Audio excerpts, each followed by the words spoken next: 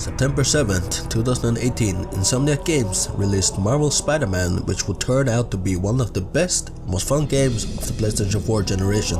2 years later, Marvel's Spider-Man Miles Morales, a standalone spin-off, was released. It continued the story of Marvel's Spider-Man, but this time it focused on Peter Parker's apprentice Miles Morales, whom he trains to become Spider-Man. Spider-Man Miles Morales gives Spider-Man new animations and abilities. Some of the abilities seem to be exclusive to Miles Morales, and hopefully we see some of the new techniques carry over to Spider-Man 2 with Peter Parker. And here I'm talking about the tricks Miles Morales can perform, not his actual powers, because I believe the Venom powers and the camouflage are superpowers that Miles has and not something that the suit can do. Spider-Man Miles Morales also gave us a snowy New York, which in my opinion looks better than the regular New York. And dare I say that the gameplay was better in Spider-Man Miles Morales than in Spider-Man. With that long introduction out of the way, I'm actually here to talk about Spider-Man 2 and what features and changes I think would benefit the game. Do you have any changes or features that you would like to see in the next game? If so, leave them in the comment section, because I'm very curious to see what people want improved from these two phenomenal games. The first thing that comes to mind when I think about something I didn't enjoy from Spider-Man is Mary Jane. No, not Mary Jane specifically, but her darn stealth missions. To be fair, it wasn't exclusive to her. It was also Miles Morales, so it's not really fair to call it Mary Jane missions. But that doesn't take away from my point, which are that it slows the game down way too much and it doesn't fit within the gameplay of Spider-Man games. Spider-Man moves fast and fluently, and all of a sudden we have to sneak around, and if we get seen, you get yeeted back to the start? That's not fun. I just think forced stealth should be removed entirely. You should have the option to choose. And one other thing, I know being able to play as Mary Jane and actually play as her as she does her civilian crime fighting gets us closer to the character, but I was content with seeing it in cutscenes. The only thing besides forced stealth missions I didn't like about Spider-Man was those damn screwball challenges, and my word were those challenges not fun to complete. Maybe the forced stealth missions were kind of boring and slowed the gameplay down way too much, but they have nothing on the screwball missions. Screwball is by far the worst and most annoying character in the Spider-Man games, and just in games in general, at least in my experience. Nothing in Spider-Man is really a grind to get through, but trying to get a spectacular or ultimate ranking on one of those challenges was infuriating, and you needed the spectacular ranking to get the platinum trophy, I believe. We don't need to see Screwball in future Spider-Man games, and please take those challenges with you. Included in here are also the Spider-Man training challenges in Spider-Man Miles Morales, though they are not as bad as the Screwball missions, but they are basically just Screwball missions in disguise. Those two were pretty much the only two things I really disliked about Spider-Man, but everything was basically improved in Spider-Man Miles Morales, which means Insomniac Games are learning and adapting. One thing that I think we all can agree on is that the crimes around New York are way too repetitive. They make sense from a gameplay point of view and make the city feel more alive, but solving the same 5 recycled crimes over and over again in every single district gets very repetitive. Now, I don't want Insomniac to remove crimes, but what I do want them to do is make more fun, varied, and non-repetitive crimes. It makes grinding for 100% campaign progression way more fun.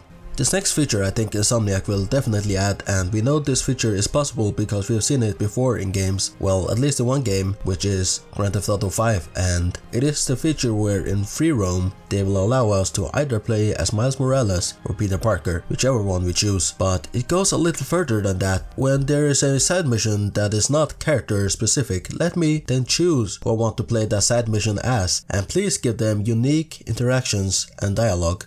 Spider-Man had 3 different DLCs which came together to tell a larger story. Though the DLCs were fun and some were definitely better than others, but I'm not here to talk on the City That Never Sleeps DLC, but I do want to see some change. What I want are DLCs that are more interesting. I don't need to see DLCs that continue each other's stories. What I need is a self-contained story. I think Batman Arkham Knight actually did some of his DLC pretty well, especially the Batgirl DLC, which is more of a story pack like the City That Never Sleeps DLCs. The Batgirl and Matter of Family DLC was amazing. It gave you a completely different character that you have never played as before. I also remember quite enjoying the Harley Quinn DLC, where she breaks into the GCPD. The great thing about the Harley Quinn DLC is that she was so completely different to any other character in the Arkham games. Batman, Nightwing, Robin and Batgirl play quite similarly, but Harley Quinn is totally unique. Not in how combat works, that is hardwired into the game, but just how they have made her so different, and that is what I would like to see in Spider-Man 2. Could you imagine if we got a Venom DLC or a Black Cat DLC? I think that would be really cool. One thing that I would be super epic is if they pulled an Undead Nightmare from Red Dead Redemption or a Blood Dragon from Far Cry 3. I can see it now. We get a non-canon Spider-Gwen DLC completely separate from the story of Spider-Man 2. Now that is something I would like to see. It's very out there, but that doesn't mean I don't want it. Now this is a very small and simple feature, and it is music or soundtracks. The music in Spider-Man wasn't bad, it was actually really good, but once you played Spider-Man Miles Morales, going back to Spider-Man feels like a downgrade. I don't know what it is about Spider-Man Miles Morales, but it gives off such a whole different vibe. Now it might be because Spider-Man Miles Morales is set in Harlem and it's quite clearly focuses on a lot of music and especially hip-hop. Now I don't know if that's very stereotypical of Insomniac, but man, I really enjoyed the music in that game. Please don't force me to do side content, or as they put it, exploring the city just to access a story mission. I know exploring and swinging around the city is really fun, but if I just want to play through the main story, I should be able to. I totally get why they're doing it, because they made an amazing city and they want you to explore it. But still, it's called side missions for a reason, and they should be optional. And it isn't just side missions. I know you can pass the time by doing other things like crimes, challenges, or collecting backpacks or taking photos of monuments, but still don't force me to do side missions. They are side missions for a reason. Another simple feature that is pretty much in every open world or sandbox game, it is the feature where you can turn off the HUD. I need there to be a feature to turn off the HUD, disable phone calls, and please, for the love of Sunset Shimmer, I don't need constant reminders that I have skill points. Nor do I want to see press R3 popping up on my screen. I will press R3 when I feel like pressing R3. With the Wolverine game on the horizon, I think we need to see a Wolverine cameo in Spider-Man 2. It would also be really cool if they added the XMansion. I just don't know where they would place it, because right now there's a graveyard where the XMansion would be, and it would be pretty weird if they defiled the graveyard just to build a mansion. I don't know how else they would add the XMansion. There's literally no space unless they expand the map or they put the mansion on Governor's Island for some reason.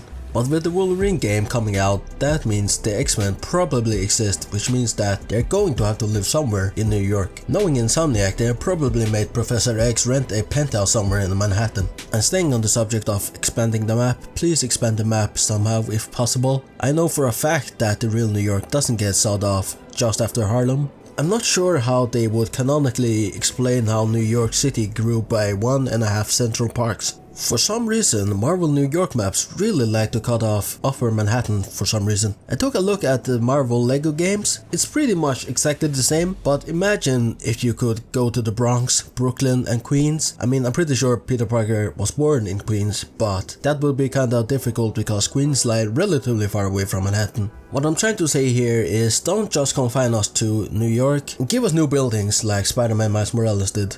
I want Insomniac to introduce Gwen Stacy in Spider-Man 2. Now, that doesn't mean I want her to become a Spider-Girl or Spider-Woman or whatever her name is in the comics. Just don't give her spider powers just yet, if at all. Why would you want Gwen Stacy, I hear you say? And honestly, I'm not sure. I just think she has the best Fringe game in history, and that headband makes her look really sexy.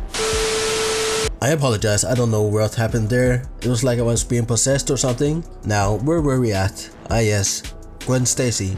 Now, I'm not sure if they should introduce Gwen Stacy as a Peter Parker love interest or as a Miles Morales love interest. I mean, Peter already has MJ and Black Cat, and my boy Miles be left hanging. His girl literally got blown to smithereens. My man deserves love, and I think in those Into the Spider-Verse movies, he's pretty interested in Gwen Stacy.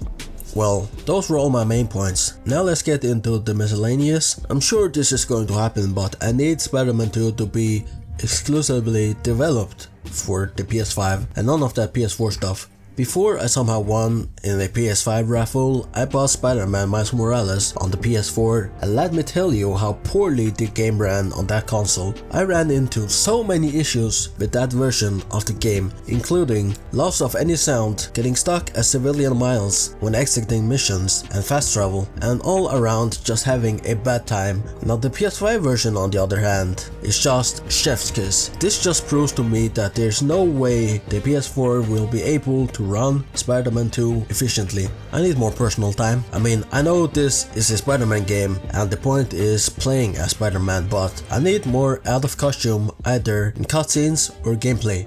I think Spider-Man Miles Morales did it pretty well, a nice balance of superheroing and civilian Miles. I just want to see Peter and Miles interact and hang out outside of being Spider-Man.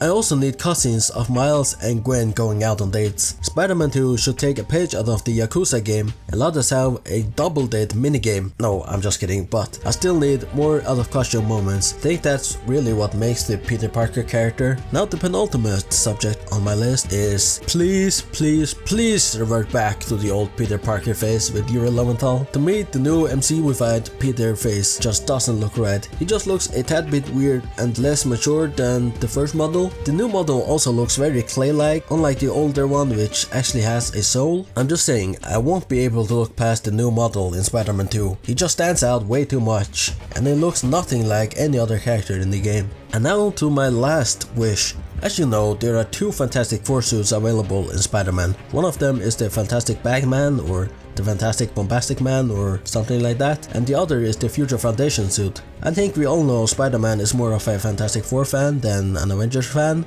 and with all these Fantastic Four references, I think we need to see some cameos from the Fantastic Four. I think I saw Invisible Woman in the first Spider-Man game, but I can't confirm because she was invisible.